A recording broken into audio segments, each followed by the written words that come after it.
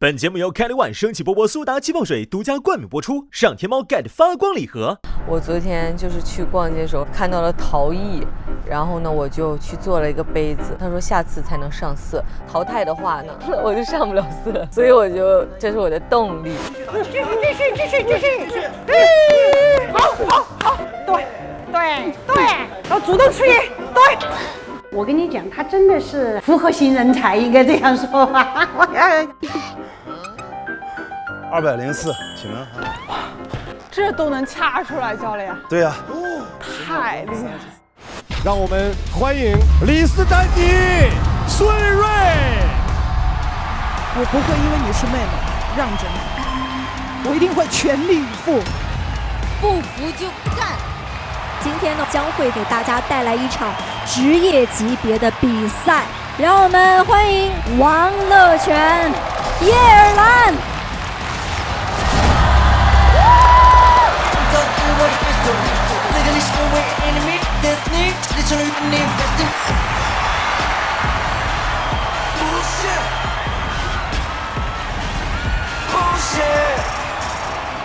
果然是对攻开始了，谁能更多的击打到对方的头部的正面和侧面，能让对方有后仰，都会成为重击。好紧张啊，我不行了。李斯丹妮后退中的连续重拳击中了孙瑞，漂亮！大力三哥在比赛的最后时间进行了输出，让我们宣布比赛结果。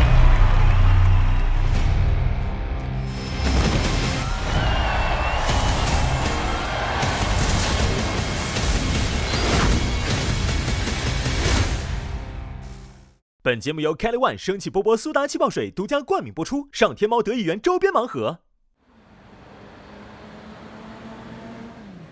姐妹儿，今天穿的有点美哦，今天。你是在学美的？不是，这个就是平常那个变装嘛，对吧？我今天是第一次在现场看他，所以说有点紧张，但是我也蛮期待的。你要手下留情哦，啊！你把他打得皮肤脸肿的，我受不了。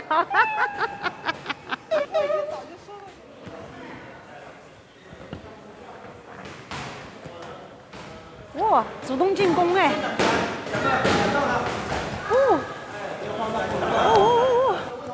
对，好，不要犹豫，然后主动出击，对，打他头，对，继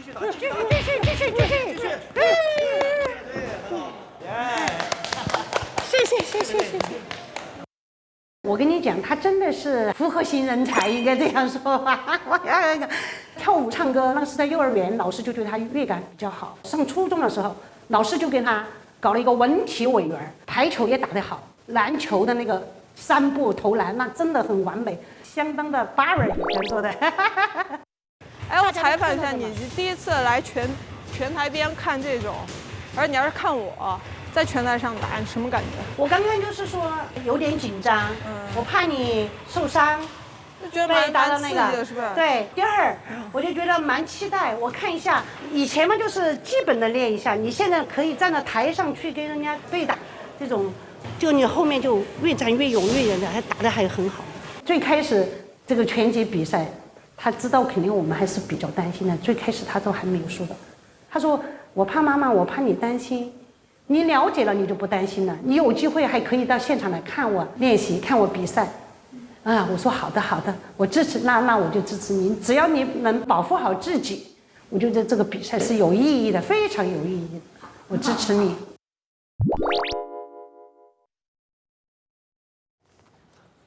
打出来，发力，很好，到。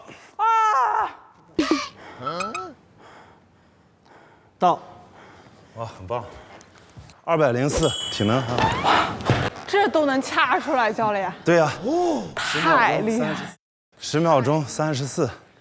开什么玩笑？国内唱跳女歌手，看样不累，这些一会儿得加30秒。不，我就随便说，开玩笑的，教练。我们很累的。哪个是他呀？白色的是吧？我咋感觉比我们猛多了呢？你觉得他厉害吗？他是乱的，你不要担心，他出全都是乱的。哇，他俩真是，好恐怖！我觉得好像打架，我害怕。我知道李四好像是一直在学打拳，所以我就有点紧张，就是心里不安。你看，赶快打！对，就是这样打。看了对手的视频比赛，他一直担心对手出拳也多，也很乱。所以呢，今天我就按照这个对手的这种很乱的打法，扰乱他的这个节奏。乱的你要推到这边再打都行。绕半圈。因为我乱的时候，我2只手都是乱的。看着，棒！对，我叫他还是要护好以后赶快反击。我觉得他还是打出了好多反击的拳，我对他还是很有信心的。明天的战术呢，我们就是积极、主动，以压迫式的这样的一个风格为主，我们争取每一个回合都保持在40拳左右，不难吧？出拳的数量上远远要超过他，场面上头我们一直在逼迫着他，我们肯定会赢下这场比赛。好，晚上回去好好睡一觉。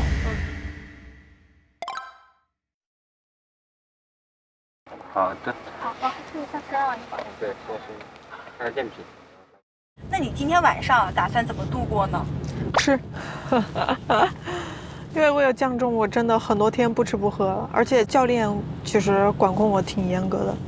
我说有一天晚上我要录音，我说教练这个录音真的非常耗体力，给我吃点什么，要不然我录音都录不好。5个虾仁，对不起，我今天吃了6个虾仁。我说你说我还能吃啥？3片鱼肉，再见，我还不如不吃。待会儿回去会在赛前放松放松心情，还是怎么？放松心情吧，甚至还能去逛个街。Hello， 大家好，我是孙瑞，今天是8月20号，我想去逛个街，买一些绿色的东西，送给我们绿队的大家。有没有什么好准备的？饭也吃的比较饱，还是蛮心情舒畅的，很稳定，大家放心。拜拜。昨天你不是最后说要去逛街逛了吗？去逛，而且你知道吗？我昨天就是去逛街的时候看到了陶艺，然后呢，我就去做了一个杯子，然后他说下次才能上色，就是淘汰的话呢，我就上不了色。所以这是我的动力，而且我走了2400米。昨天呢，我们在2公里外，然后叫不到车，然后我们直接走回来的。教练一定不知道，他说让我好好休息。我在这此刻11点钟在大马路上压马路，其实算是练体能，棒棒的。昨天晚上有跟家人或者朋友什么的通电话吗？对，昨天晚上有跟 Jammer 视频聊天了一下，非常乐观，但笑得合不拢嘴。加油啊！我跟你说，怎么，你要怎么，感觉在他那我被打也是正常的。我说，如果这场我赢了的话，下一场总决赛你跟爸爸就过来吧。哦呦，人家还傲娇。哎呀，我9月很忙的，我还不知道有没有时间呢。你要是行程满，全部撤掉。马上我们就要到达现场了，有没有最后想要对自己说一句什么话？好好加油，希望能在总决赛请我妈过来看。这次其实2个任务，第一个任务带脑子上场打拳，第2个任务就是让自己卸下这种压力，不管对手是谁，我都会尊重自己，尊重这个舞台，我也不会手软。我觉得通过这几次训练之后呢，我其实挺有信心的，我内心就是觉得我能赢。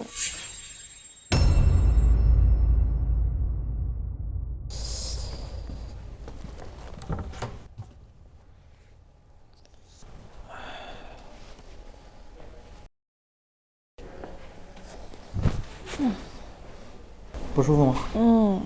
教练，我头疼，可能团战压力太大了。哦，你现在这个状态容易影响比赛。你赶紧吃点止痛药吧，头疼会好很多。别太有压力啊，放松一点，好吧？哦，好的。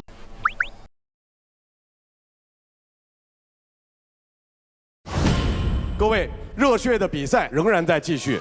本节目由无糖也甜的开利万生气波波苏打气泡水独家冠名播出。本节目由迎头而上为梦博出强大的全力梦想观芬必得赞助播出。接下来就是女子组金腰带资格战了，让我们欢迎2位优秀的女拳手。欢迎李斯丹妮、孙瑞。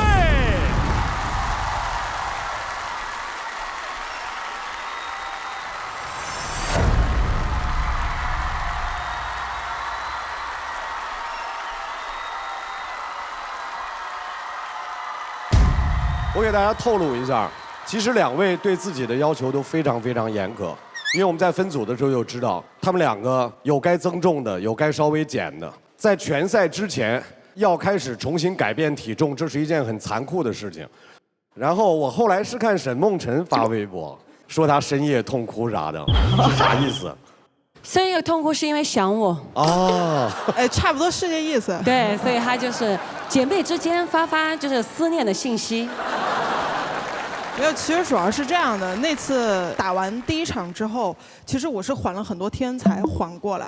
所以那次回到家里面的时候，就很晚回家，然后我爸爸也等着我，就突然觉得自己已经不是30岁30加的人，就觉得自己就像跟一个小孩一样，就是你再晚回家，大人也会等你回家。有一盏灯为你亮着。对，然后就非常感动，然后就开始狂哭。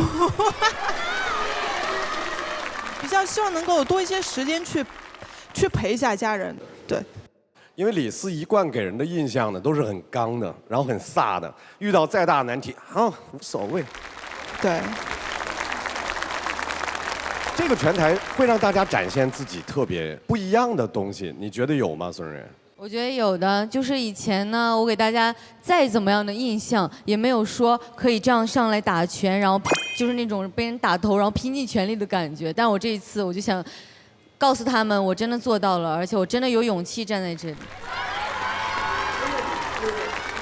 因为现在还在团里嘛，然后是不是就是管理会非常严格？对，因为我们有200个女生都住在一起，他们是那个48的。然后我们不管多大年龄，我们都有门禁，我们有9点半的门禁，像宿舍一样那种。然后呢，每天有统一的训练呀，然后还有统一的那种演出这样子。然后都是大家一起坐着那种校车一样，然后去，然后再回来这样。上课下课。对，上课下课这样。哎，你们有经历过管理特别严格那种生活吗？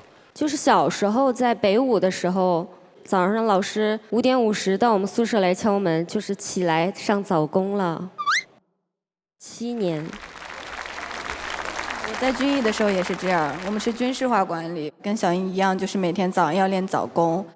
但是我觉得那段经历很好，我最好的朋友都是在那个时候交的，就是从小一起长大，然后现在遇到任何事情，我也会跟他们去分享，就是那段友谊是没有办法改变的。我感谢那段时光，所以我也特希望，对于我们24位拳手的每一位来说，这次的经历会是刻骨铭心的经历。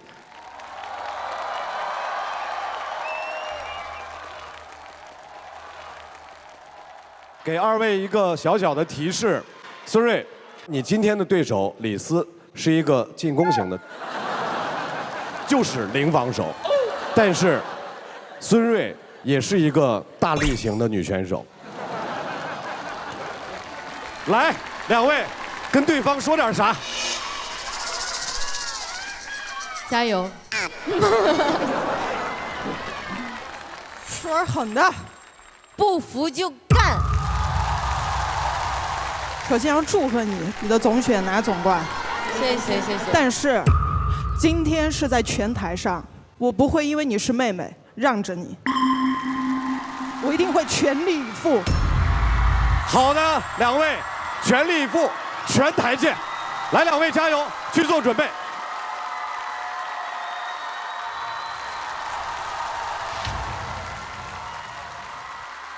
子琪，因为这一场不涉及到你，你的选择将直接决定你是否能把获胜拳手的那些支持票加到自己的战队里。我怎么感觉我今天一整天就是个外人？你今天一整天就是一个吃瓜群众。说实话，我对李斯的印象确实非常非常的深刻。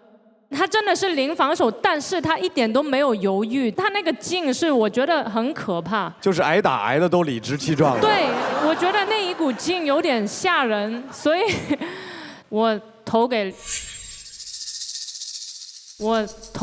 李斯。来，各位拿出你们手中的按键器，1号李斯，2号孙瑞。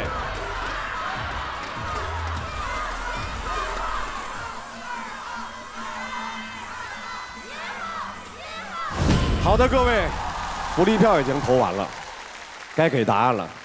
答案不是我们说出来的，答案是2位女拳手用汗水在这个平台打出来的。女子的金腰带的有力争夺者究竟是谁？李斯丹妮对阵孙瑞，拳赛马上开始。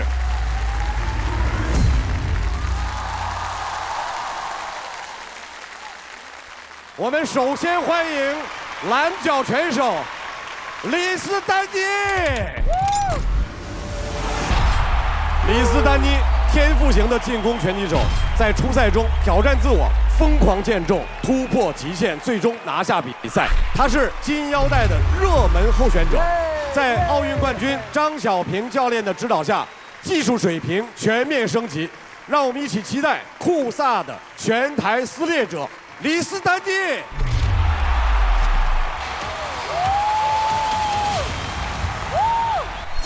欢迎红角拳手孙瑞。孙瑞上一场比赛中大力三哥的优势展露无遗，同时他极高的拳击天赋也惊艳全场。那么在这一场中，在世界职业拳王熊昭忠教练的指导下，他还能乘胜追击，继续取胜吗？孙瑞。在2位拳手进行赛前准备的时候，我们来给大家介绍一下本场比赛台裁李文颖，来为我们双方的拳手呐喊加油，好不好？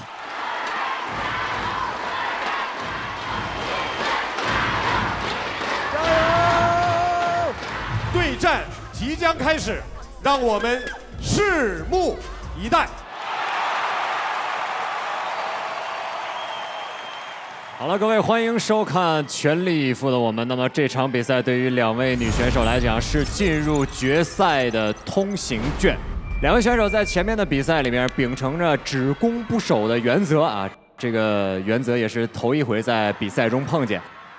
好紧张啊，我不行了。哎呀，我也好紧张，我看他们我也好紧张啊。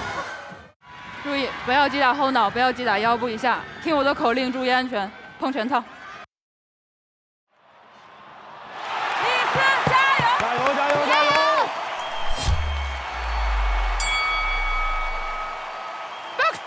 好了，这场比赛的第1回合现在开始，秉承着看热闹不嫌事儿大的比赛，我们看，果然是对攻开始了。2位选手像互相的猛攻，简直像不要钱一样，把拳头宣泄到对方的脸上，拳头像雨点一样砸到了对方的身上。漂亮！李斯丹妮连续的后手拳对孙瑞造成了重击，而孙瑞在得到重击之后开始反击，每一拳都打中了李斯丹妮。双方的每一拳都在换，每一秒都在出拳，简直太可怕了，像2个完全宣泄的机关枪，不停地在打中对方。又是零防守，他躲了一个，漂亮躲的。目前看起来，孙瑞开始主动的出拳，李斯没有选择趋避防守，而是在游走中找寻出拳的机会。第2波开始进入反击了，李斯打中了孙瑞，后手的摆拳击中了孙瑞，对孙瑞造成了位移。孙瑞站在了拳台的中心角位置，但没有进行连续输出了，把2个包夹抱起来，冲到身边，大力三哥在向前冲，孙瑞冲上去了，但是李斯抓住了孙瑞进攻的漏洞，进行了时间差的反击。报价，不着急，漂亮。不着急，1212，孙瑞1212。还有10因为秒。我们的比赛时间有限啊，两位选手的对拼是完全不需要顾虑的。大力三哥在比赛的最后时间进行了输出。本场比赛，孙瑞一直在前冲中进行进攻，但是李斯丹妮在后退中的反击抓住了时间差，命中次数相对孙瑞更多一些。很棒，很棒，很棒，很棒！稳住，稳住，稳住！甩甩甩甩！呼吸呼吸，手势拿出来，呼吸呼吸呼吸，太燃了！今天2个人都放松。2个地儿最猛的女人，一个东北的，一个四川的。孙蕊是东北的是吗？李斯是四川的。四川人。这一回合应该李斯的分数更高。一直这样，一直这样，这样好累呀，你知道。这是我们比赛的第1个回合，双方的前30秒输出就没有停过。再有一段时间，大力三哥孙瑞是冲到了对方的面前，李斯丹妮在对方前冲的过程中进行了拳法的反击。最后，孙瑞在比赛敲醒小木的10秒之内完成了快拳压制的收尾。两名选手能够给对方造成反应或者位移的拳，将会左右他们在比赛中的判定分数。李斯进攻的给对方的压迫感太强了，对，他往前走着打。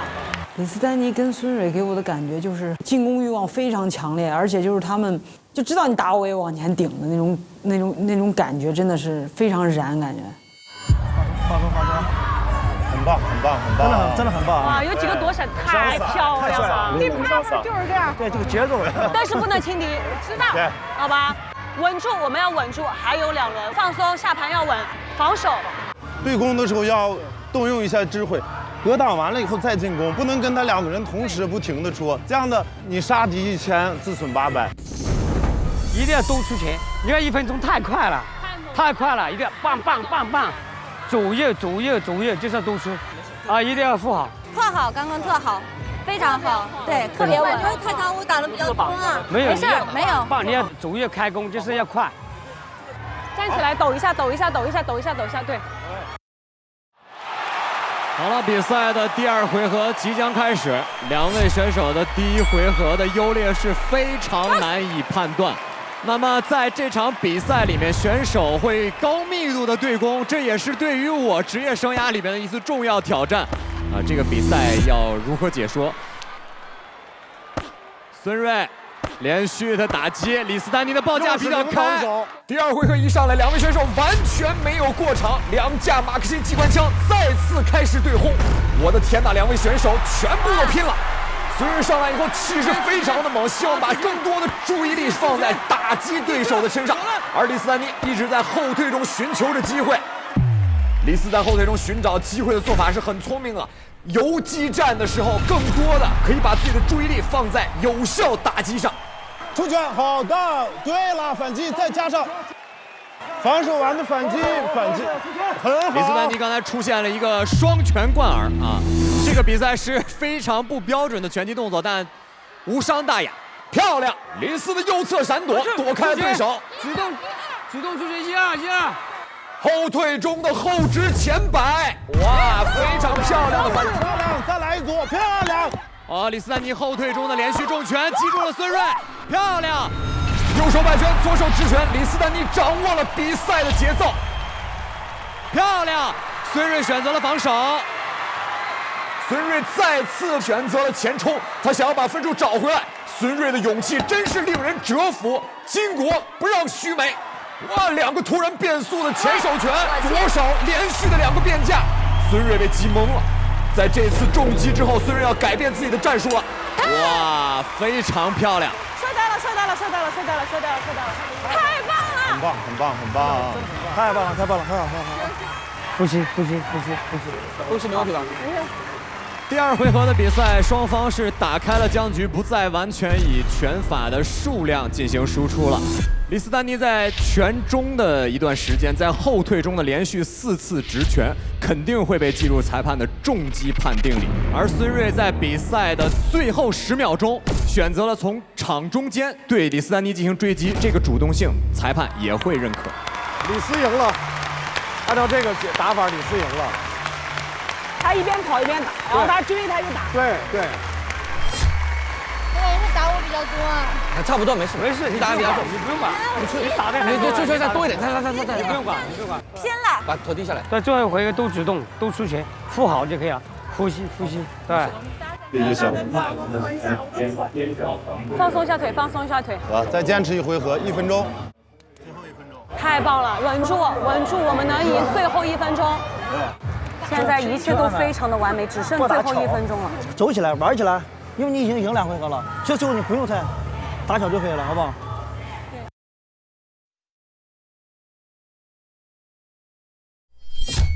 随着 Ringer 的上场，我们的比赛就马上要开始了。我没有看到过出这么多拳，人还能站满3个回合的比赛。这场女子赛最终谁能走进冠军的结果，马上也要揭晓了。最后1回合 ，box。好了，最后的1个回合，孙瑞冲上去了。李斯在后退中进行反击，前后手的直拳，一如既往。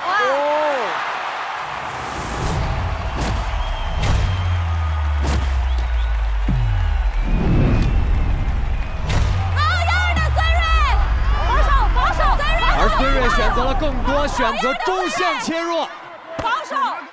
李斯丹妮的左手拳，非常好的效果。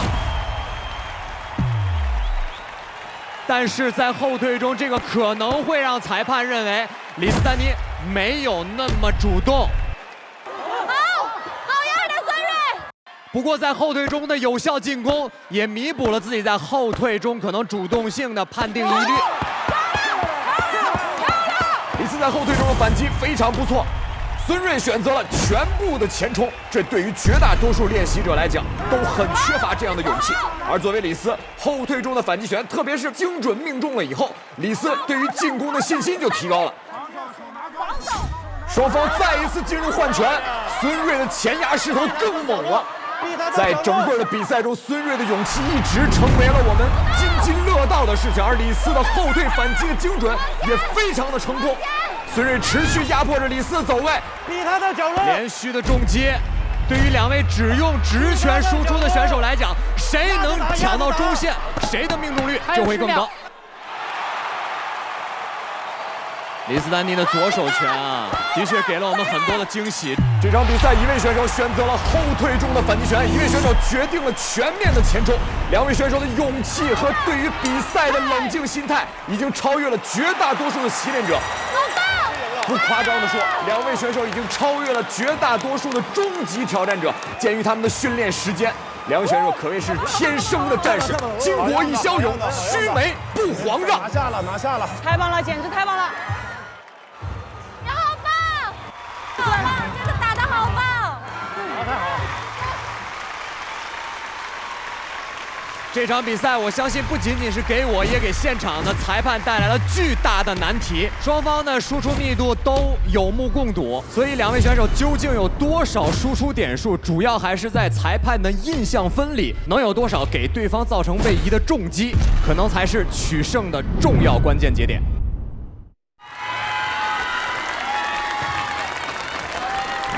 有请双方选手来到台裁身边，让我们宣布最终的比赛结果。好紧张啊，好紧张啊！1号裁判28-29。哇，咬这么紧。2号裁判28-29。3号裁判28-29，比赛结果，蓝角选手一致性获胜，恭喜李斯丹妮。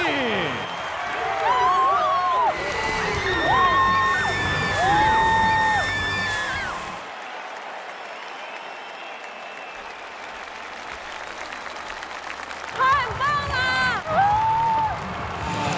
爸爸，最棒！哎呦，不要这样，最棒！就感觉有些可惜，然后也有些愧疚，没有给我们绿队争光。但是更多是祝福他，因为我觉得都很不容易走到这一步了，已经很拼了。我们2个不管谁晋级，我都很祝福。和第1轮的女子比赛相比，你们给大家带来了一场崭新的、让我们刮目相看的来自全力以赴的我们的女拳手的对决。再次感谢孙瑞和李斯丹妮。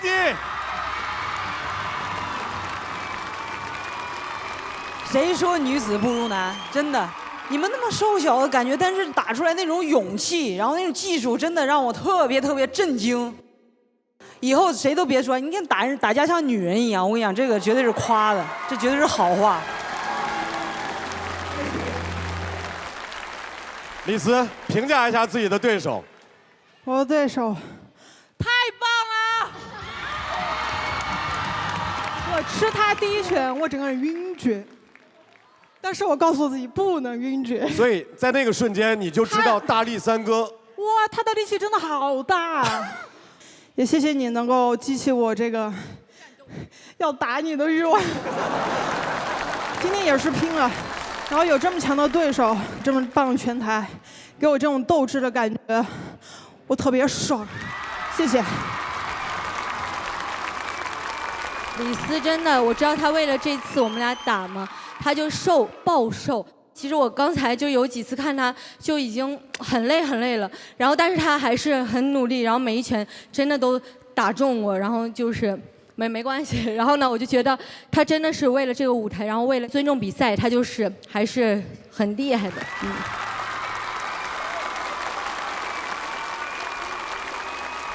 孙瑞现在脸上，你从来不会见过这样的妆，因为你现在的脸因为用力过度，你的脸蛋上全都是血丝。啊，真的假的？是的，但是很美。谢谢，好看。这个妆容，是你用什么样的化妆技巧都画不出来的，就是全力以赴才有的妆容。掌声送给孙瑞。谢谢大家，代表我们女团。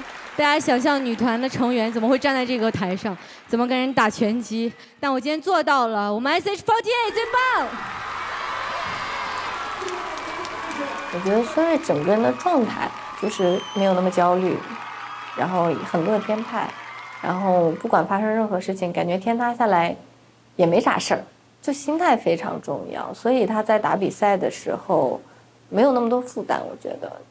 其实对于我来说，我觉得只要他自己打的比赛是尽兴的，是他觉得不留遗憾的，这就可以了。谢谢大家，谢谢孙瑞，谢谢，再见大家，辛苦了大家，辛苦了，不会，好棒，来啊，拜拜。加油加油加油加油！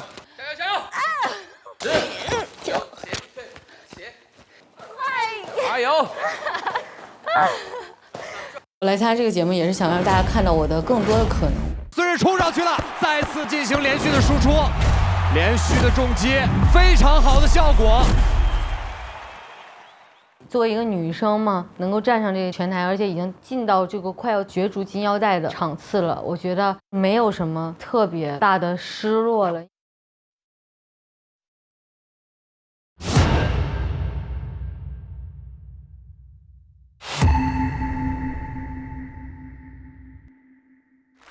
看一下刚才现场观众给出来的投票，小云又在那块端水，你端了一票端给孙瑞。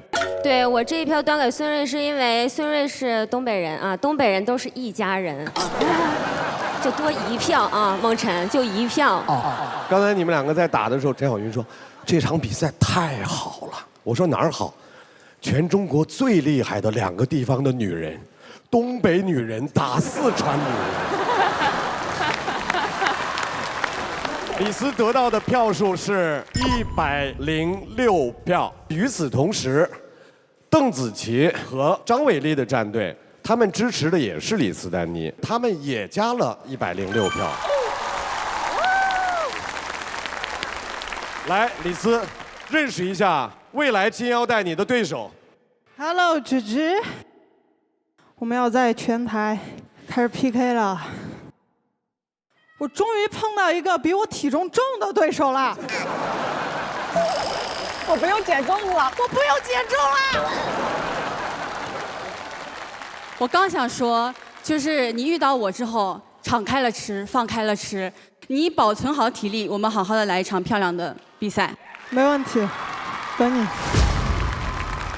未来我们看一看李斯打一场保障会是怎么样的状况。再一次把掌声送给李斯丹妮，送给我们的教练团队，谢谢各位，加油！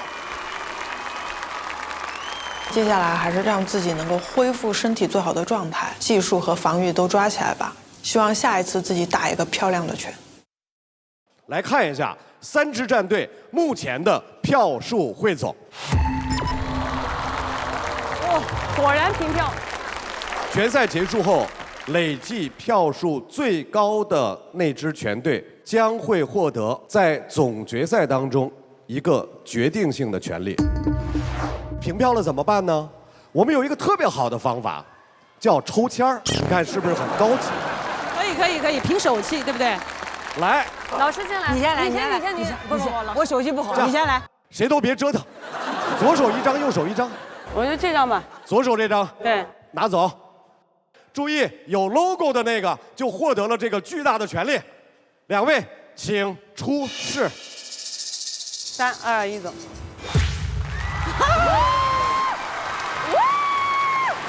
邓紫棋团队将要获得的是在总决赛自主安排比赛顺序的权利。自主安排比赛顺序，不要小看这个权利啊！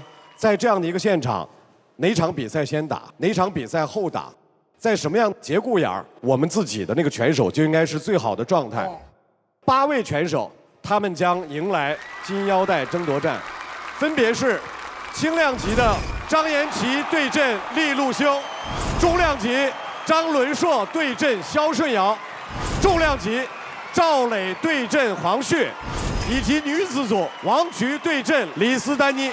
究竟哪些拳手将拿到全力以赴的我们那条宝贵的金腰带？各位，让我们把我们所有的热情都投放出来，我们在金腰带争夺战再见。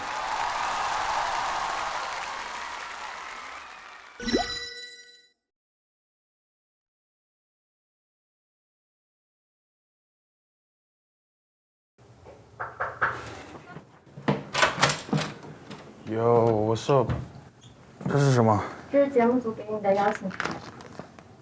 邀请函。让我们看一看，请示张延齐先生，在紧张的金腰带之战开打前，我们准备了一场职业表演赛，来给大家观摩学习一下。哇塞，哇，职业表演赛。这场比赛将由2019年 WBA 中国拳王争霸赛冠军、WBA 中国区金腰带获得者和中国职业拳击拳王争霸赛金腰带获得者进行对战。哇，拳王对战是吗？这个也太重量级了吧！我的天哪，全部是拳王！很期待看专业的比赛。行，先看看比赛，走。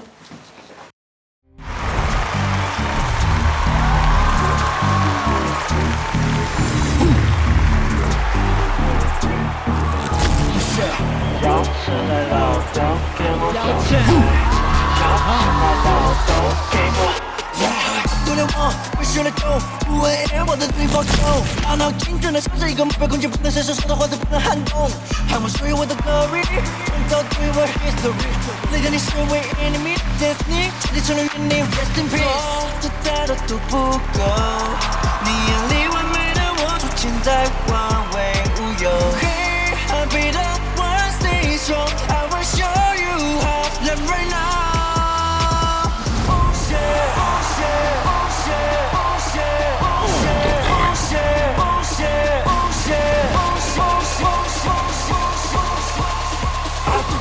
就不可能妥协，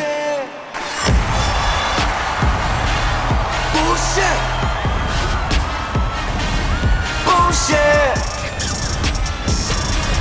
不屑。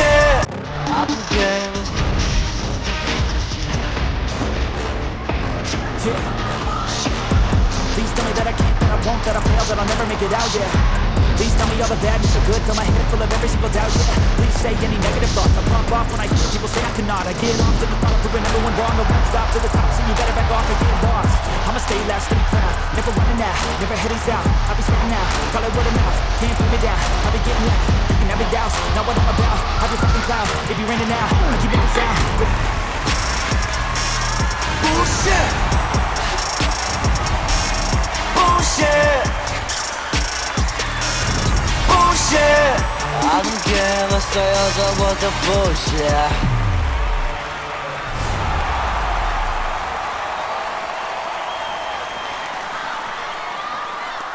欢迎来到全力以赴的我们，大家好，我是主持人汪聪。我们也要特别的感谢姚琛为我们带来的开场应援秀。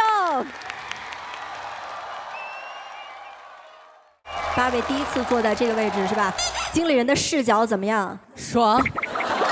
那为了能够让大家在我们总决赛看到最精彩的比赛，今天呢，我们特别邀请到了2位职业的拳手，将会在这个拳台上给大家带来一场职业级别的比赛。当然，也是为了让我们的8位金腰带的候选人也可以吸取一些他们的经验。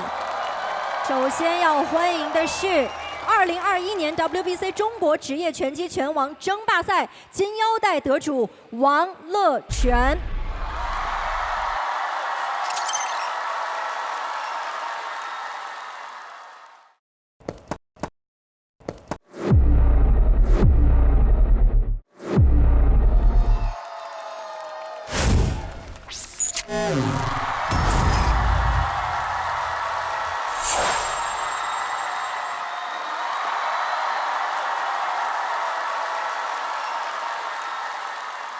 有请2019年 WBA 中国区金腰带获得者叶尔兰。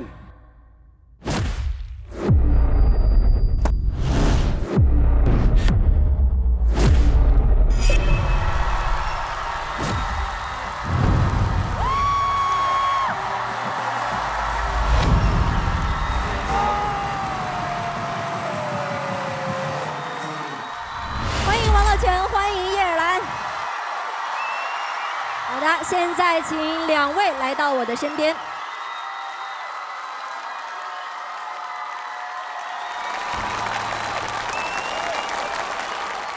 这个我们对面的8位可能对2位还比较的熟悉啊，因为也是各位的教练。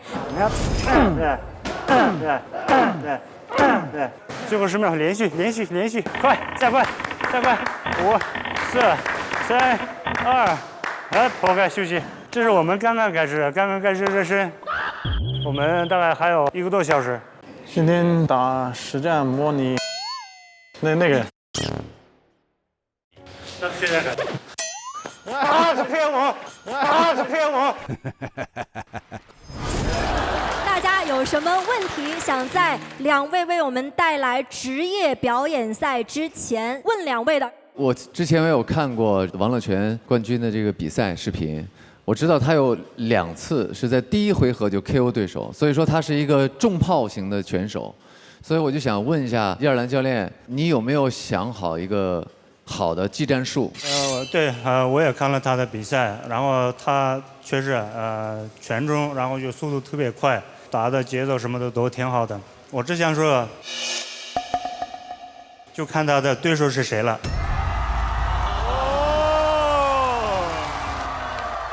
继续媒体提问环节，恩琪。想问一下咱们的乐泉老师，就是我们知道，其实拳击比赛的时候，2方的实力非常接近的时候，决定一场比赛的走向，其实就是双方战术的制定。那我想知道，就是那你有没有就是观察到他的一些优点或者是他的缺点？对我来说，他没有什么劣势，我感觉他都是优势。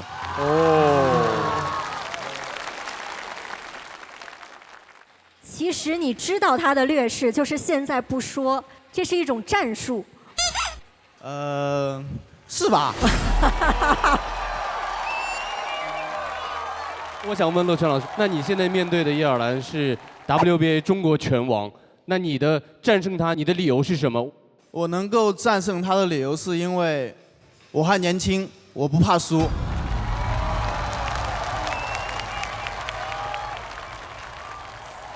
我想跟王乐泉说，弟弟你放心，我会轻点他的，我怕你打不了下一场比赛。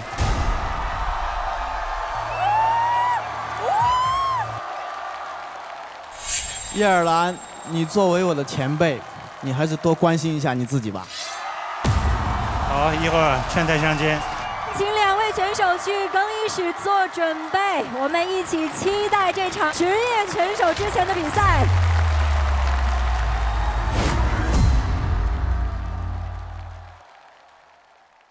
让我们欢迎蓝角拳手王乐泉。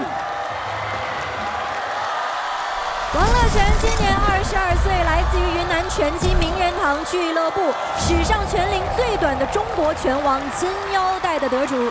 拳龄才3年左右的他，拥有着6战6胜4 KO 的优秀战绩。天赋异禀的他，这次能够延续一直连胜的战绩吗？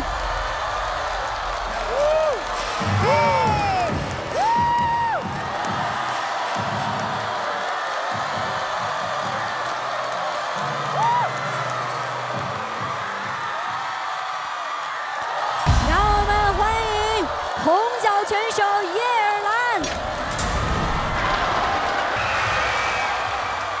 叶尔兰17岁开始练习拳击，19岁征战专业队，24岁转战职业拳坛，有着非常扎实的拳击基本功，擅长控制距离，敢于连续进攻，职业战绩6连胜3 KO。我们也一起期待人称哈萨克勇士的叶尔兰。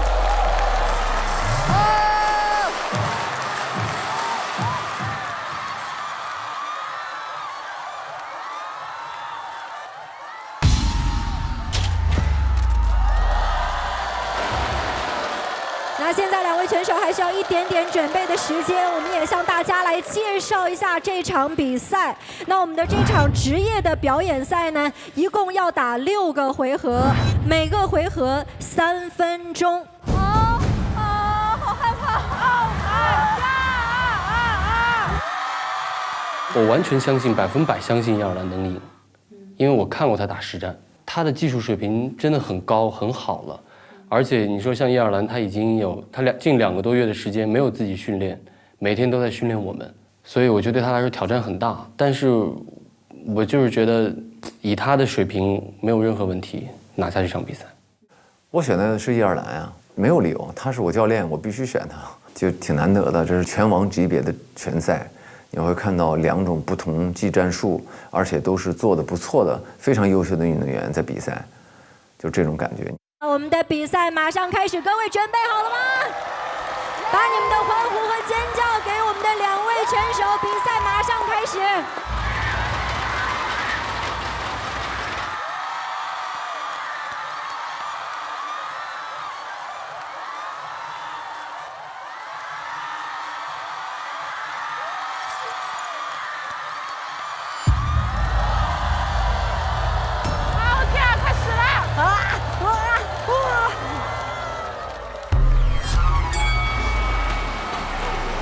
马上听我口令，注意打后脑，注意打腰部以下啊！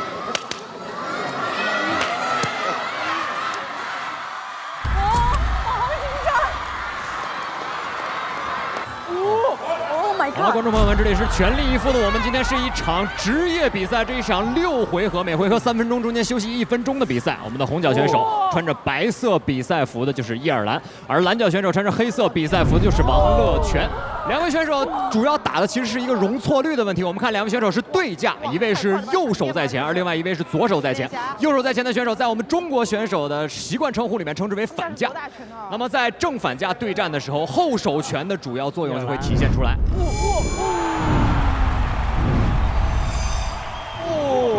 他的我们看在比赛中，叶尔兰选择了费城架啊，也就是我们习惯的梅维瑟的抱架，前手放下，以肩膀提肩，这样的话可以解放自己的前手，进行前手的掩护，并且利用身体的摇闪为自己的进攻创造空间。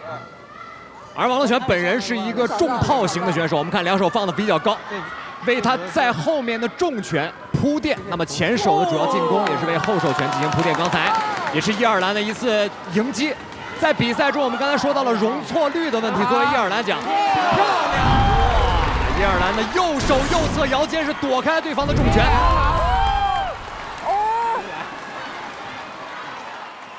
这也是费城架打到非常高水平才能打出来的东西。前肩的提肩，把对方的拳路进行干扰之后，用前侧的摇闪躲开对方的重拳。伊尔兰的右手摆拳打到了对方的防守架之内。两位选手就像下棋一样，我们看并没有太多的废动作，因为这场比赛是6个回合。虽然对于职业选手来讲，两位都是拥有洲际和中国腰带的选手，6回合对他们来说并不陌生。但对于两位水平很高的对手来讲，我们又提到了相对体能，尽可能的节省自己在比赛中的消耗，也是两位选手最重要的战术组成部分。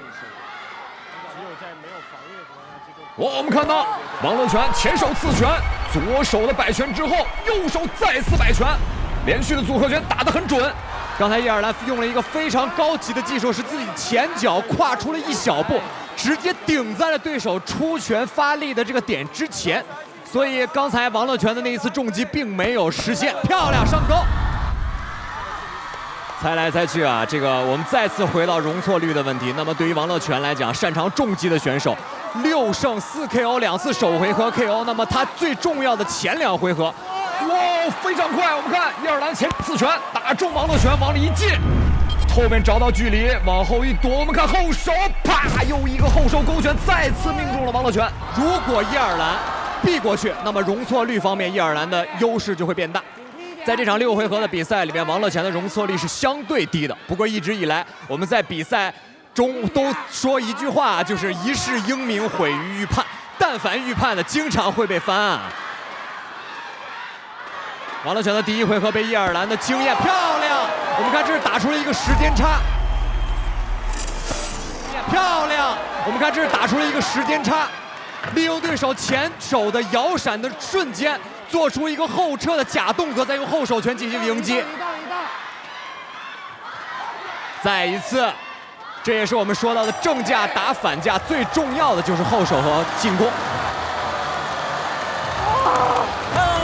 快不快？他躲起来太快了，他一直在躲，不断往后躲。那个黑客帝国那个慢动作，啪啪啪，像不像？这也是伊尔兰的报价，我们看是一个典型的费城架的防守，前手放低，用肩膀阻止对方的前手进攻，非常漂亮的一套壳式的防守。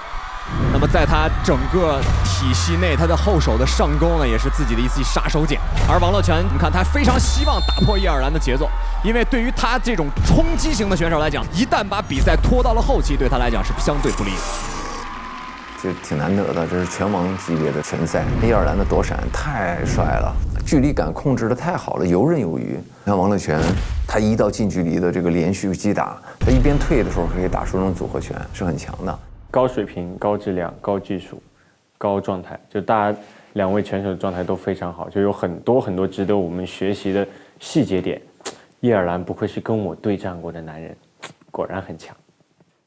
感觉放松一点，放松一点，一定不要去抡，一定不要去抡，知道吧？一定不要去抡，完全放松。没问题吧？感觉很慢，是吧？放松的，放松的。摇闪，第2回合再玩一个，不用着急啊。帅吧？伊尔兰在台上就完全是在行走，就很稳，对吧？控场。他怎么能躲得这么快呢？他就让你打吧，中，我感觉。感觉他们不太累。对他们第1回合只是试探，真正可怕的才开始。啊，才休息这么一会儿，30秒的都是这样子，是吧？30秒。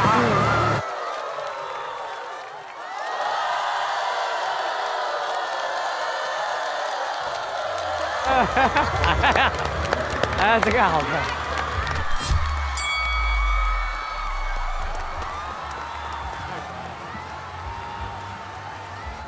开明 ，box。好了，比赛的第2回合，那么第1回合，伊尔兰的经验更丰富，在几次王乐泉的进攻中呢，是打断了对方的进攻节点。王乐泉在第2回合需要打出自己的重拳。而且2个手已经抱起来了，我们看王乐泉的2个手抱架放在了自己的2耳之间，在这个眉角的侧性，这也就是说伊尔兰的摆拳对他来讲是最忌惮的。哦，用一个时间差，后手退步，跳步躲开之后，前手的刺拳正中王乐泉。王乐泉采取了后手的直拳，塞到了伊尔兰。2个拳都中了。前手刺拳的摇闪。2个都是重拳。伊尔兰依然是可视的防守，费城架。费城架最重要的防守目标就是对方的前手拳和后手的摆拳。看他的肩膀就可以挡掉对方的。伊尔兰在找寻比赛的节奏，这次节奏没有找好。哦，太危险，后手。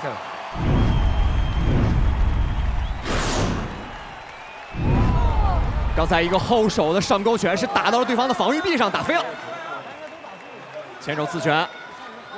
王乐泉现在是需要把伊尔兰的可视防守打开，如果没有办法打开，现在自己的重拳是没有办法奏效的。后手的摆拳没有打到。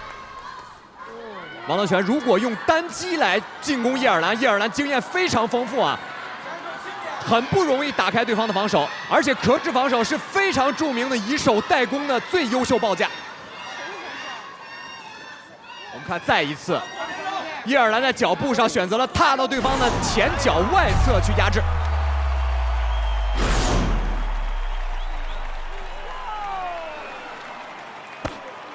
哇！连续4拳的快攻，来自王乐泉。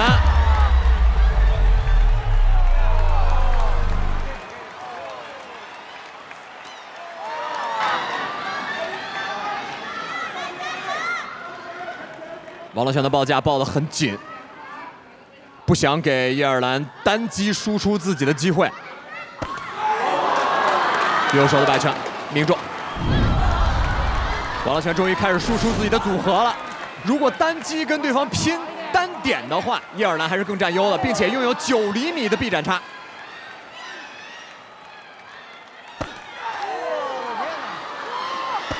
在这一套的连击里边，王乐泉是占据着更多的有效打击的。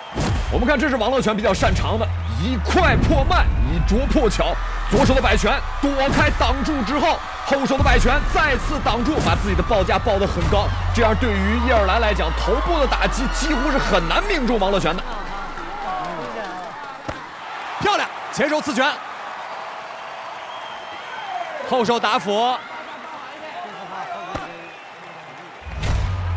伊尔兰就像一个非常警惕的猎手，在防止自己的猎物一旦王乐泉的2个手抱得比较高的时候，就会去击打腹部。哇，漂亮！两位选手的废动作已经非常少了，几乎是在距离方面进行纠缠的时间比较长。王乐泉又来了。每一次的先手在王乐泉的这一边，我们看前手平勾拳，伊尔兰往前一顶，王乐泉左手勾拳，右手摆拳，连续命中伊尔兰。伊尔兰因为更多的时候选择了防反，那么每一次把先手让给了王乐泉，自己还是有一些危险的。半斤8两，半斤8两。这局谁得分高啊？我不确定，因为这俩我感觉势均力敌。我觉得伊尔兰没使劲儿呢，我觉得他应该是他前面就溜着玩儿。第2回合的比重天平已经到了王乐泉的一边，采取了高密度的进攻。王乐泉在第2回合，我们看这个低位的摇闪，躲开了伊尔兰的横向进攻。这是伊尔兰在这场比赛中非常出色的一次后手摆拳。在正架打反架的时候，谁能拿到2个手臂的内线，谁的命中率就会更高。那么第2回合明显是王乐泉的内线进攻会更多一些。我发现了他们俩非常稳定，就是不着急，特别判断什么时候可以打击，什么时候可以躲，就是特别冷静，就感觉一点都不着急，不紧张，就是这个一个非常关键的技术。后手警惕一点，后手格挡，非常好，就这样不断的去打，然后和他调整，一定不要急着啊，近距离的时候警惕一点，明白吧？打得非常好，刚打的 6上的非常好啊！抓机会摇闪，这是抓机会了啊！他3、4、5、6，我们就这个该发力了啊！该发力了，不玩了啊！伊尔兰前有掉，但一直在动。对，他感觉很好，这种感觉。王乐泉也学他，但是他不动。他身体要僵一些，就是明显僵一些。手抬高一点。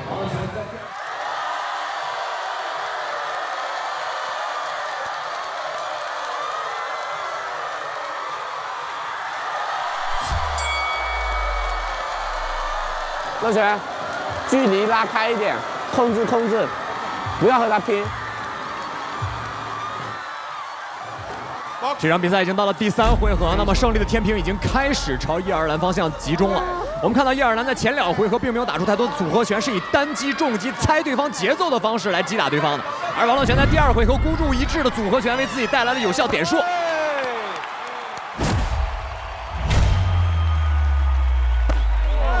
哦，漂亮，后直前摆。臂展比较短的王乐泉选择了用手臂进攻代替自己脚步。哦哟，小心啊！叶尔兰脚步已经压在了绳圈边上。我们看，这就是高水平选手的这种对战。2位选手其实并没有太多手去防守对方，而是选择了猜对方的进攻，以攻代守。手拿高，手拿高，不要紧，不要紧，放松一点。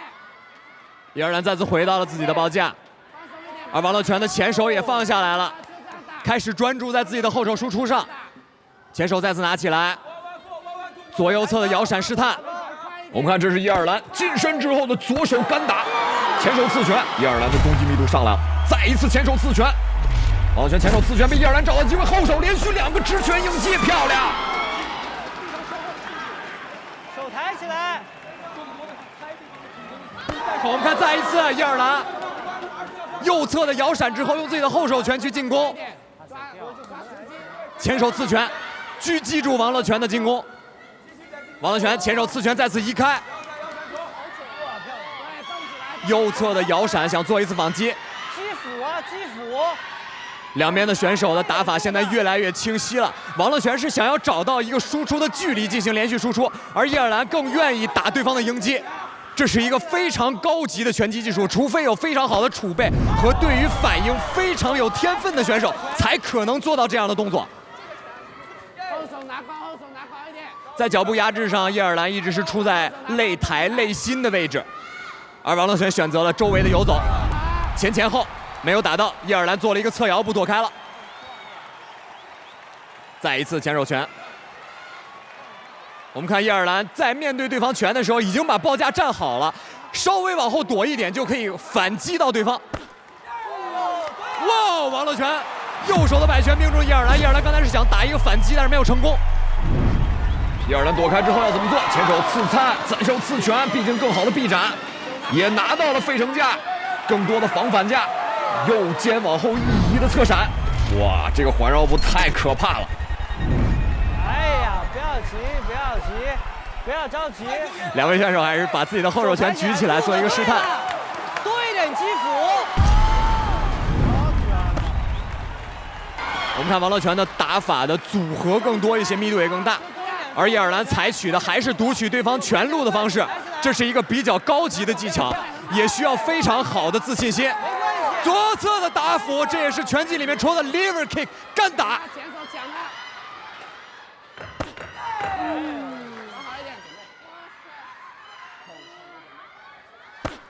哦，王乐泉的右手摆拳再次命中了对手。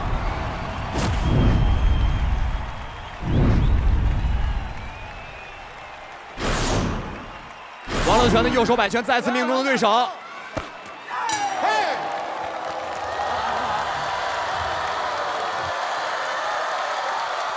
精彩！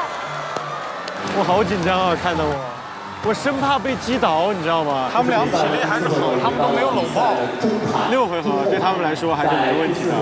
这一回合开始变成近战攻了，两个人。王乐泉那边的报价也改了，他也变成提前防守了。一位防守反击型的选手，一位主动进攻型的选手。随着比赛的临近，那么胜利的天平开始朝叶尔兰一方移动。这是叶尔兰在读取对方拳路以后进行的反击，在第3回合的整场比赛，他都没有进行太多的屈臂防守。王乐泉的组合进攻应该把密度再打起来，这是在他迎击中的前手刺拳命中了叶尔兰。上一回合的比赛里面，叶尔兰用的那个 liver punch， 也就是干打，如果打准了，直接可以令对方失去战斗力。叶尔兰教练一直都是用肩这个地方，而且他说他手一直是垂下来的。所有教练在教的时候都会说手拿起来，手架起来，架起来。他的手一直在这个位置，得多自信手才能放在这个位置，不去防守。所以我就觉得，他应该是很厉害的。就是这样打，就像刚才一样打非常好，你知道吧？来，再来一点，来，没事，不着急，不着急，谢谢。对，后置。叶尔兰有危险啊！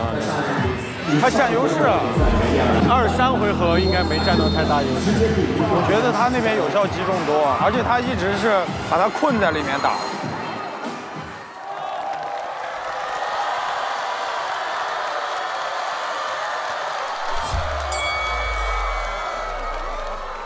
好了，这已经到了比赛的第4回合，也就到了比赛的中盘。2位选手都是有机会的，但如果王乐泉果然采取了直接打破对方平衡的方式。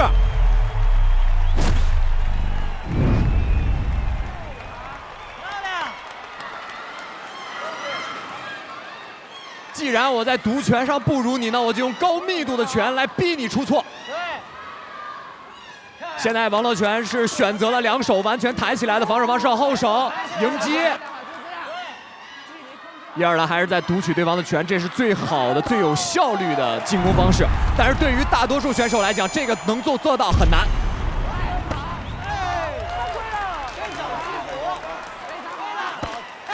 漂亮，左右手摆拳。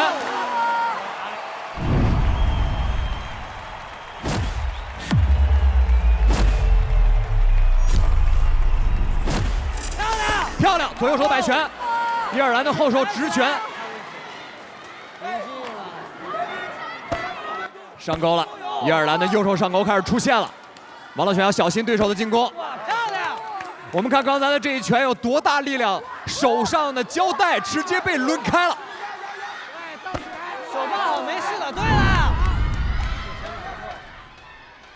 王乐泉现在选择了不给叶尔兰距离，选择打内线。我们看连削带打，这也是李小龙勾肉手和咏春摊绑服里边的动作，所以说武术是相通的呀。的确是 WBA 的洲际拳王水平还是非常的在位的，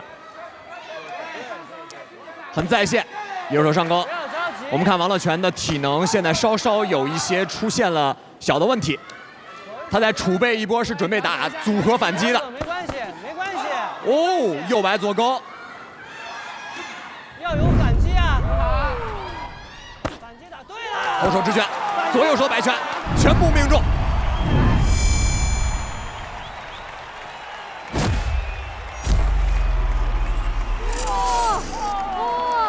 后手直拳，左右手摆拳，全部命中。果然是储备了力量以后要打组合了。叶尔兰开始干扰对方了，在对方的拳套上出一些击打，这样来破坏对方的这个。漂亮，右手的摆拳。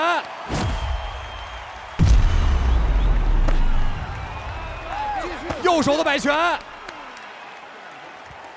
叶尔兰开始打辅了，对方还一个。2个人在内线进行电话亭。电话亭战术，脚对脚，后手的直拳摇闪。我们看，这就是王乐泉的基本功，仅仅2年就能拿到拳王，绝对不是一句开玩笑的话。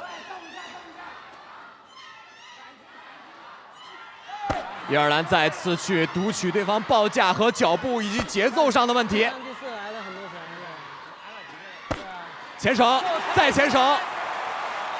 王乐泉现在出拳变少了，更想要打自己的成功率了。我们看。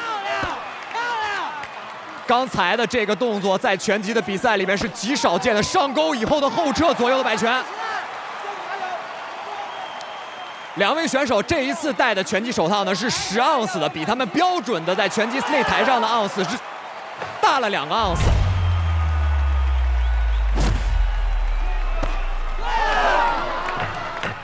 手抬高没关系的，手不要掉。反击，反击。叶尔兰再次拳手的刺拳，距离还是控制在自己的这一边。每一只手臂4.5厘米的臂展差是让叶尔兰用的非常的成熟。哇，好紧张啊！不好说，不好说。Oh my god！ 好厉害呀！第4回合是吧？还有2回合。还有2。这回合打好了，放开了，放开了。第3回合感觉节奏有点找回来了。对对对。这是比赛的第4回合，已经到了比赛的中后盘，叶尔兰已经把比赛的主动权掌握在自己的手里了。王乐泉有3次组合的进攻为自己带来了不错点数，但大多数时间的控制还是在叶尔兰的一边。叶尔兰的右手上钩在对方的体能下降以后开始奏效了。随着比赛的临近，2位选手的体能就开始下降了。谁能把自己的体能打到有效的地方，就可能取得比赛的优势。当时我看着就已经呼吸都就不敢大口喘气，我也不敢闭眼睛，我就怕一个瞬间找不准哪个迎击拳就一下就到那儿了，我就觉得就比较担心这个事情。打得非常好，就是这样。但是你近距离的时候，一定不要大意，一定不要大意，知道吧？警惕一点，警惕一点，动起来，动起来。连续前腰，连续前腰啊！刚才回合没了，丢了啊！都累了，我感觉伊尔兰，我感觉也有点累了。都累了，都累了，是不是？你看他们出拳都变少了。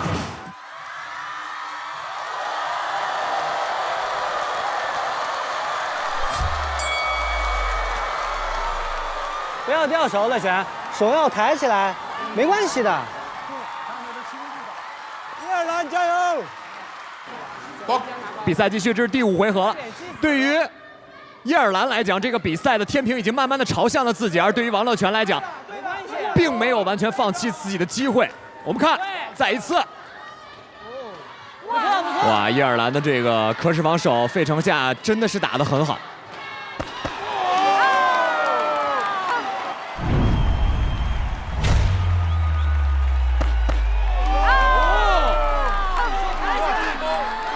王乐泉孤注一掷的左右手摆拳。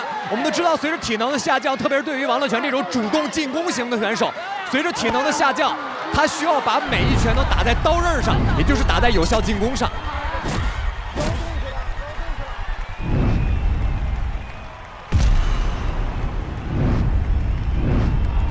肚子，找一找肚子。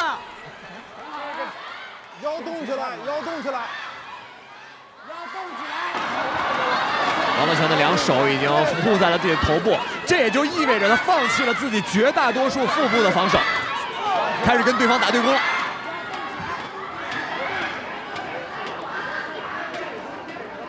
这2拳没有破架，也就意味着伊尔兰自己的体能其实也是出现了问题的。找机会，右手的摆拳，后手的直拳，前手刺拳，后手直拳，连续的4拳都没有打中王乐泉。这位选手的这个，漂亮，左右手的摆拳，趁着对手摇闪的途中，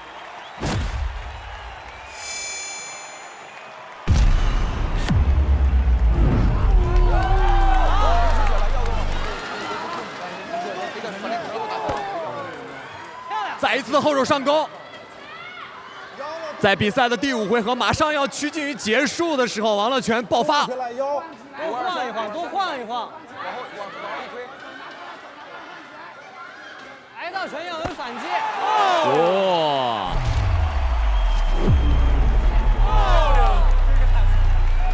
随着比赛体能的下降，我们看伊尔兰的这个科室防守的反应也相对的慢了一点点。晃起来，被王乐泉抓住了一个机会，打了一个护击。对了，有机会多出组合拳啊！哎呀，前手刺拳换后手直拳，再一个前手刺拳，再一个，伊尔兰充分利用了自己的技术和脚步，出拳更快、更迅捷，也许不是更有力，但这2拳完全遏制住了王乐泉想要近身的这个意图。我们看，这就是拳王级的选手，在场上还时刻不忘了自己活动一下手臂，再打回来。开始干扰了。伊尔兰的这个干扰拳对于防守的对手来讲是非常讨厌的，因为你不知道他哪一拳是重拳。漂亮！哇，徐灿已经上头了。我们看右手摆拳之后，王乐泉再次把重心压进去，把手臂抱起来。而伊尔兰也在找机会，后手上勾没打到，后手打俯又打到了，漂亮！哇，放成费城架了，状态非常好，而且很自信，后手摆拳，王乐泉漂亮，后手进步的后手摆拳，漂亮，还以颜色。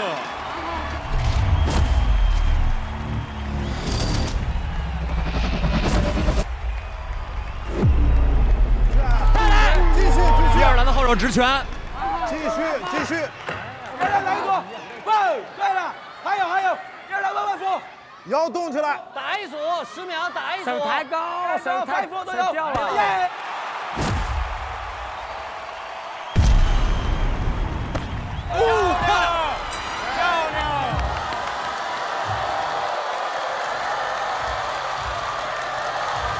换一下。王乐泉打的也不错，对，打了几个点还可以。比赛到了第5回合，所有人都以为这个比赛会出现一边倒的时候，王乐泉是爆发了一波，在第5回合利用自己的快攻跟对方进行互击，在双方的重拳比上是几乎一样的。刚才是后退中的2次摆拳，叶尔兰的右手上勾拳被对方打出1次后手直拳。第5回合并没有像之前我们预料的那样把2个人的差距拉开，只要打中以后就追着打，就追着打，连续密度就会终止。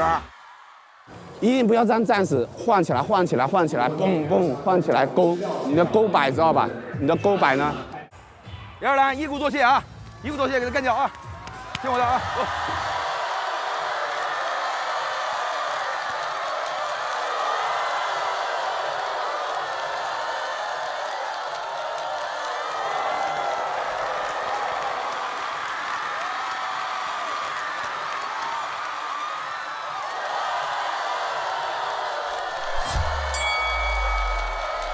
最后一回合，最后一回合啦！我的天哪！这是比赛的最后1个回合。对于2位选手来讲，前面无论打成什么样子，这个时候不需要再留体能了。我们看叶尔兰明显脚步开始快了起来，要把这一回合把自己的体能打完，这也是作为一个拳王级的选手所应该具备的经验。腰要动起来，别抖。叶尔兰的后手直拳。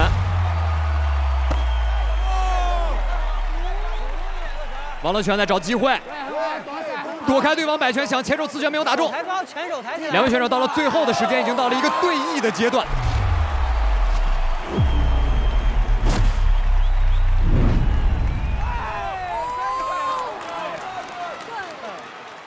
那么在最后一回合，谁能更压得住劲儿，谁能把自己的体能完全的打出去，就可能会获得比赛的胜利。在我们拳击的比赛里面，倒数第2回合和最后一回合是最有可能出现 KO 的时候。后手直拳没有打中，2个人没有找到距离。我们看这也是由于体能下降，加上对于彼此的更加了解导致的拳法的命中率开始下降了。哦。 刚才的一次后手直拳，但是2个人我们明显看，重拳不再堵在上面了，而采取更多点数上的对战。在我们比赛的规则里边，每一回合的起评分是10分，如果没有出现击倒，就是优势的一方是10分，劣势的一方是9分。那么一共6回合的起评满分是60分。王乐泉做低位的摇闪，准备近身了。 后手击斧，叶尔兰把报价夹过来，后手的摆拳，这也是本场比赛叶尔兰一直在采用的，堵到对方的进攻机会，后手的摆拳，前手的勾拳，推倒，推倒，推倒。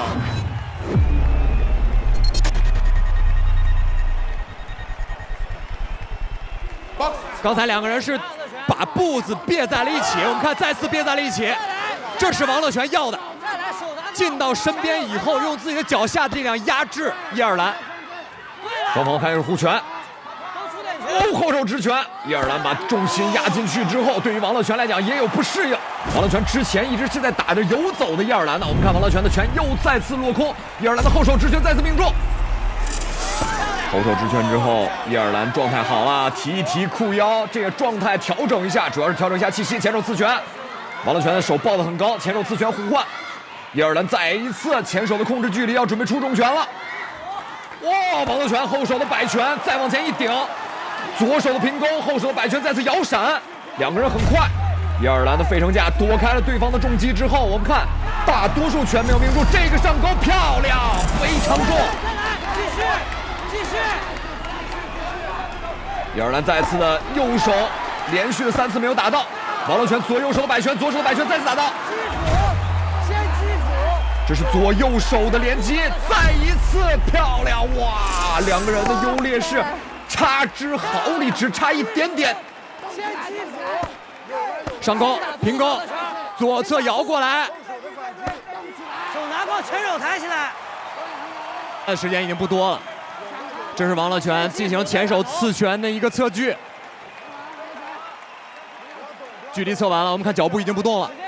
后面就是一个暴风雨前的宁静了。我们看，果然左手的摆拳命中。哇！这场比赛是一个教科书式的进攻型选手打一个防守反击的选手。进攻进攻。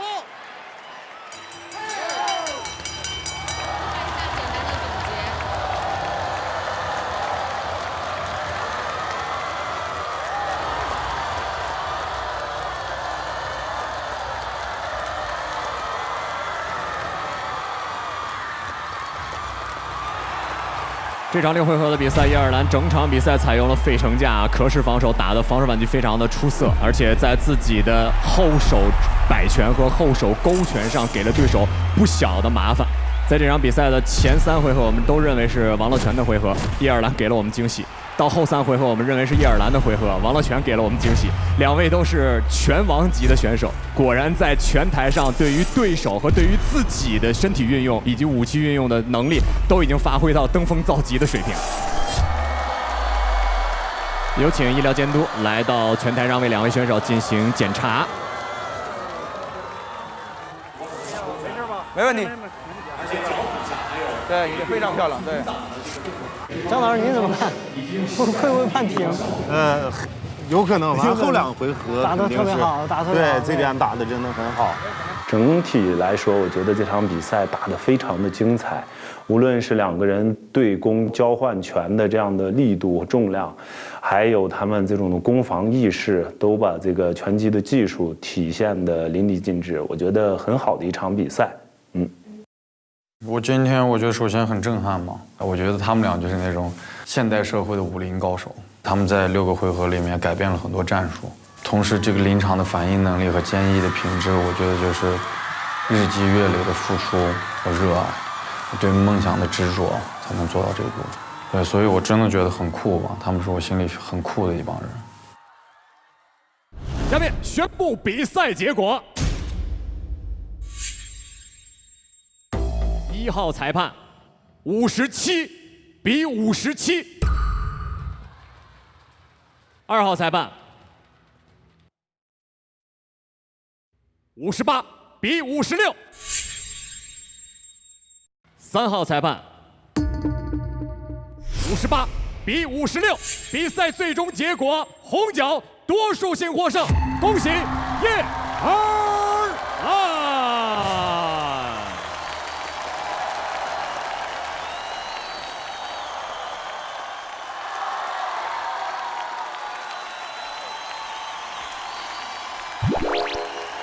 看你的学生在给你比心，谢谢谢谢。我们也给乐泉比个心，好不好？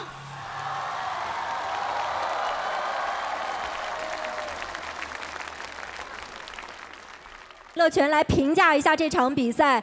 我觉得自己这次打的整体还不错，我还年轻，我不怕输，因为我的职业生涯还有很久很久，没关系。这是我非常好的学习的一次机会，我以后会走得更高。谢谢大家。都看好了。说我对手的话就是他年轻，然后就最近这一段时间进步的非常快，打得很棒，特别优秀，加油，打得很棒。我们请我们的3位拳王也来说一说刚刚的这场比赛。爱尔兰呢，整场他的这种的经验非常的老道，非常的丰富，一直在控制着场上的节奏。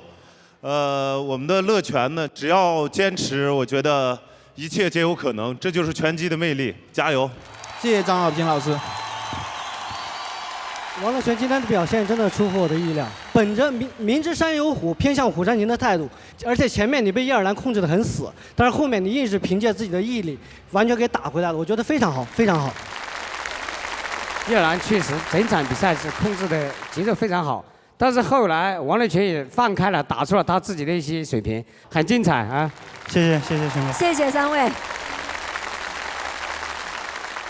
确实，我们看到伊尔兰在经验上可能更胜一筹，但是2个人真的是势均力敌啊！我们也来听听我们的8位金腰带的候选人看了这场职业拳手之间的比赛，我觉得利路修先来吧。其实就是他们都很厉害，然后我们到最后还不知道谁会赢，然后我们在这里都很紧张。这其实是我第一次到现场去看拳击比赛。之前我们之间的比赛，其实相对这场比赛来说，还是有太多需要学习的地方了。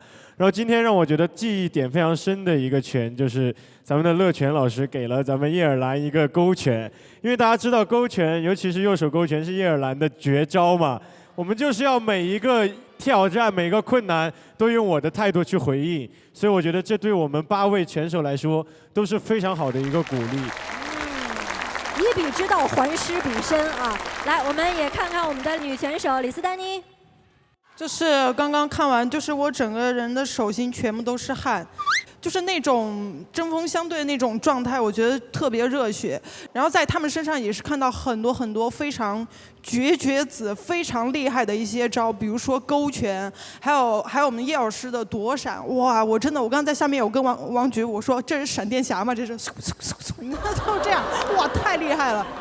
谢谢你们带来这样的一个专业的比赛，谢谢。谢谢大家。我觉得叶尔兰打拳真的很帅，他打出来我可能永远也学不会的那种在拳台上的潇洒、从容、淡定的感觉。我觉得让所有人都会觉得哇塞，真的很有魅力。谢谢。我今天也是非常开心，可以看到这种水平的比赛。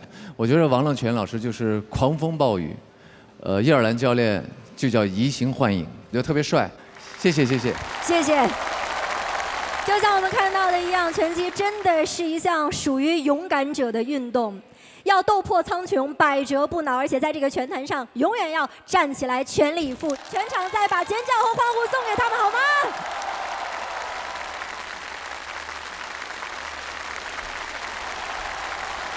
谢谢两位。我觉得拳击是一项勇敢者的运动，它更多的是一种精神和信仰，并不是像常人所说的暴力。我认为拳击的精神就是永不放弃。就是我们打这次表现赛的话，也是就是打金腰带的8位选手能打气，希望就是更多的朋友们去加入，然后就是我们中国的拳击越来越好。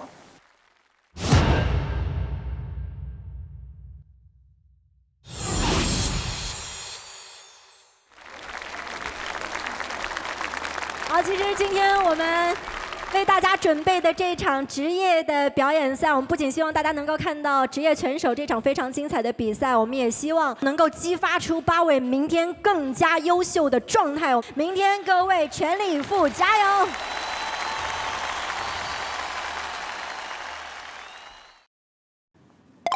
哦，这就是失败者的房间吗？这么灰。好啦，我们也准备了一个礼物。哦，什么礼物？真的吗？可以来看一下。哦，这是我的吗？对。谢谢。哇，这么大！哇，好漂亮。对。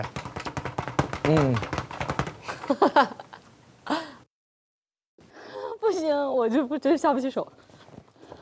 啊，我害怕，我不敢打。我还没有实战过，我还很担心，我也不敢打别人，然后我就怕被揍。打哪儿？我不知道。打脸。啊，他就这样扛，这样打吗？太累了。这是什么弱女子？哎呀，这不是我被暴揍那次吗？打懵我。别怕。好拳，继续。5、6。我是想让大家看到我的这个决心和态度，全力以赴。哇，好帅哦！三哥，刚刚开始听到你要参加这个拳击节目的时候，我是觉得挺吃惊的，但是我觉得很适合你，因为你是一个特别独立、特别勇敢的人。特别是以前，不论是在外面，8年前照片就没必要放出来吧？你都会为我们出头。还有就是，就像你之前说的一样，狮子不会因为犬吠而回头。不论这个比赛结果是什么样子的，你永远是我们48独一无二的三哥，永远是我们的骄傲。我们也会在背后一直默默的支持着你，等你平安回来。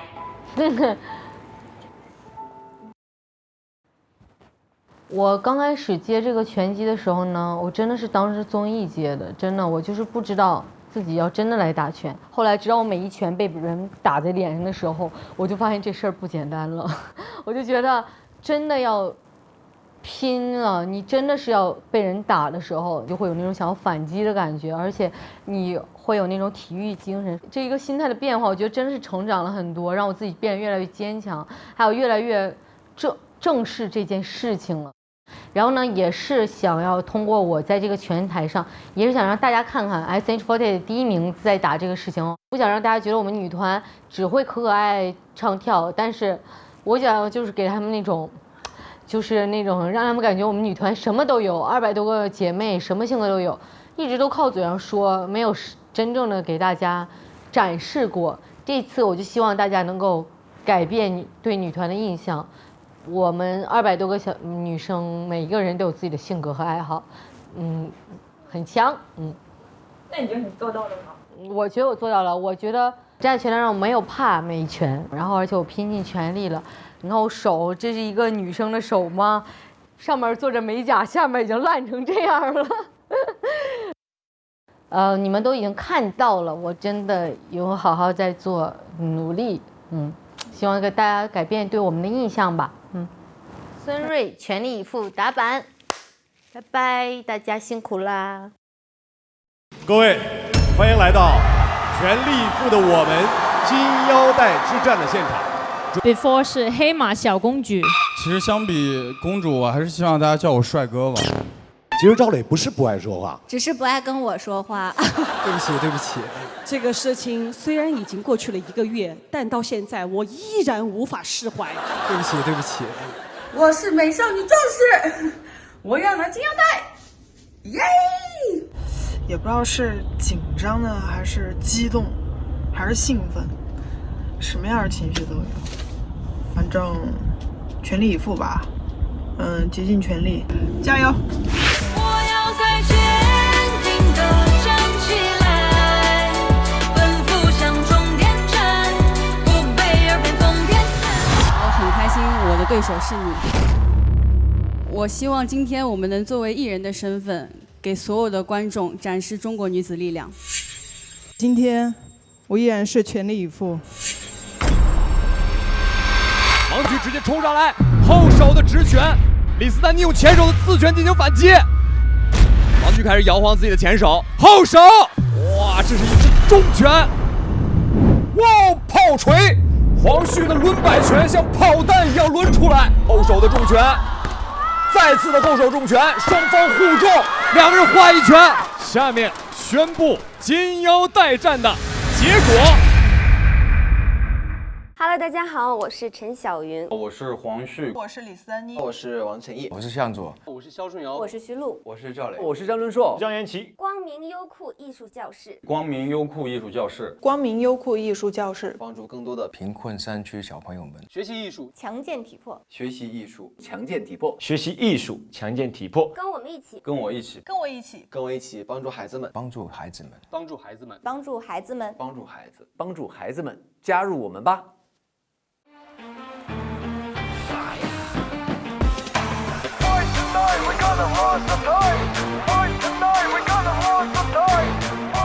登录独家社交媒体平台微博，搜索“全力以赴的我们”，参与话题互动 ，get 更多精彩内容。更多节目精彩资讯尽在新浪娱乐、新浪综艺，百度搜索“全力以赴的我们”，观看更多精彩内容。打开微信搜一搜，搜索“全力以赴的我们”，看更多精彩内容。上路大师看手机评测如何全力以赴。放心卖手机就找爱回收。上手机天猫搜索“全力以赴的我们”，赢取生气波波专属红包。独家社交媒体平台微博。首席合作媒体新浪娱乐微博综艺新浪综艺，指定回答社区知乎，特别鸣谢微博运动、微博格斗、微博武术、微博体育、微博政务。全力以赴，你所谓度，见义而行，迈出的每一步，拳拳到肉，只前进绝不退后，除了自己，没人是我的对手。全力以赴，你所谓目，那决一胜负，怎么会服输？握紧拳头，完成这场大秀，失败是坚守，向前坚持到最后。